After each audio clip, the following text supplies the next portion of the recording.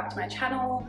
My name is Jodie and I help you change your beliefs so you can change your body, your health, and your life. This video, I want to answer whether a bigger calorie deficit actually results in faster fat loss, because the answer is not as straightforward as you would think. And it ends up tripping a lot of you up because you think, I want to lose weight and fat as fast as possible, so I am going to go in the biggest calorie deficit possible. You start this when you're in a really good mood, you're feeling extra motivated, and you think, I can do it. And if you could do it, scientifically, yes, a bigger calorie deficit is going to help you lose weight faster, and it's also going to help you lose fat faster. And I like to distinguish between the two because weight loss and fat loss are not the same thing. The bigger the calorie deficit, the faster the weight loss and the fat loss. However, that is one aspect of the science, right? There are other aspects when it comes to the human body, and this is what you really need to understand. Your body is smarter than you.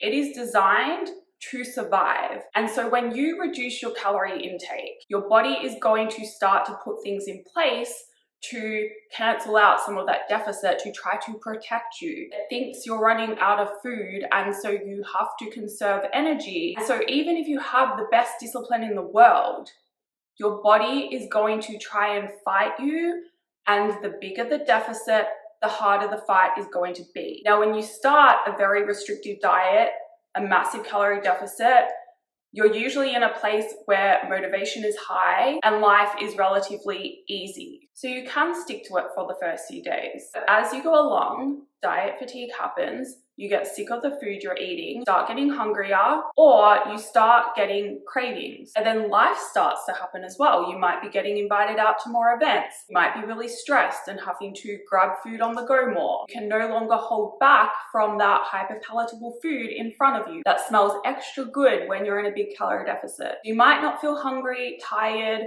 have cravings today or tomorrow, but over time, they're gonna happen. And you need to fight your body to be able to stick to the plan regardless of how you're feeling.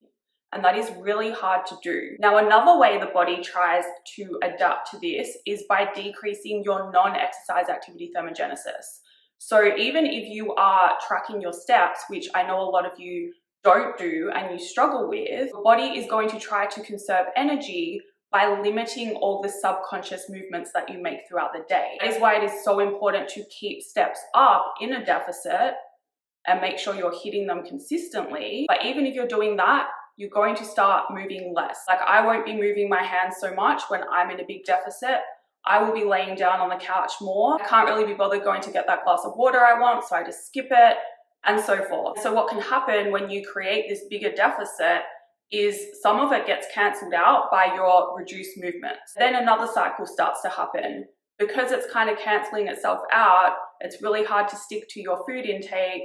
You start to get over the process.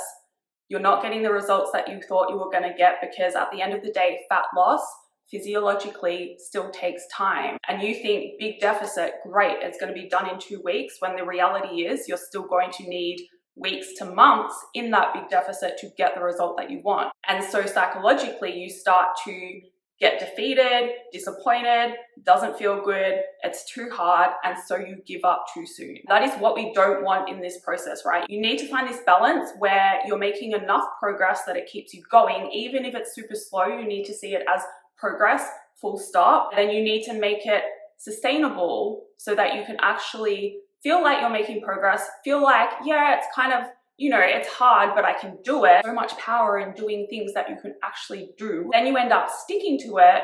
The cravings aren't as intense. Your hunger isn't as intense. You don't feel as low energy. You actually end up moving more, and the process ends up actually happening faster than you think when you find that perfect balance. That is why it's so important to get your calorie intake right from the start, and starting with the biggest deficit possible to try and get the fastest result possible. Most of the time, it ends up backfiring. Even if you have a coach, like, I would say get a coach if you want to do that to keep you accountable. But even so, it is so much harder. And in my opinion, I don't think it's worth it, because why not accept that it's going to take time? I want to do things properly. I want to learn how to actually keep my results. And part of that is educating yourself and understanding the habits that you're integrating into your life and giving yourself time to integrate those habits properly, integrate those new beliefs, step into that new identity. When you do that, you get to enjoy life at the same time as making progress. That is when you're going to get the best result possible, and it's probably going to end up being the fastest. You're not going to give up multiple times and have to start over again. I will say as well, remember, there is a difference between weight loss and fat loss. Weight loss can happen fast. You're losing water, you're losing muscle, maybe some body fat.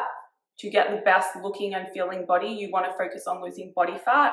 And if that's happening, then the scale is going to move down slower. So in most cases, fast weight loss isn't even a good thing unless you have a whole lot of weight to lose. That is all for this video. Thank you for watching. If you liked it, please like it. If you'd like to see more, please subscribe.